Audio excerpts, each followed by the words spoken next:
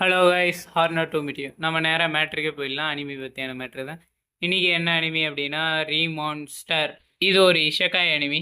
இஷக்காய்னா teleportation. ஒன்று செத்ததுக்கப்புறம் teleport ஆகுறது, இன்னொன்று சாவறதுக்கு முன்னாடியே டெலிபோர்ட் ஆகுது. ஸ்டார்டிங்கில் இஷக்காயெலாம் காமெடியாக எடுத்துகிட்டு வந்திருந்தாங்க.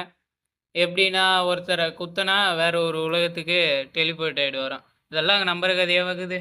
ஆனால் இதுதான் இஷக்காய். நமக்கு எதுக்கு அந்த கதையெல்லாம்? நம்ம நேராக ரீமான்ஸ்டர் என்ற இஷக்காய்க்குள்ளே போவோம். நான் நேராக ஹீரோவை பற்றி சொல்லலான்னு இருக்கேன். ஹீரோ வந்து ஒரு காப்ளின். மற்ற அனிமியில் காப்ளின்ஸ்லாம் வந்து மனுஷங்களை சாப்பிட்ற மாதிரியும் மனுஷங்களை இரணப்பெருக்கிறதுக்காக யூஸ் பண்ணுற மாதிரியும் தான் காமிச்சிருப்பாங்க. ஆனால் இந்த அனிமியில் அப்படி கிடையாது.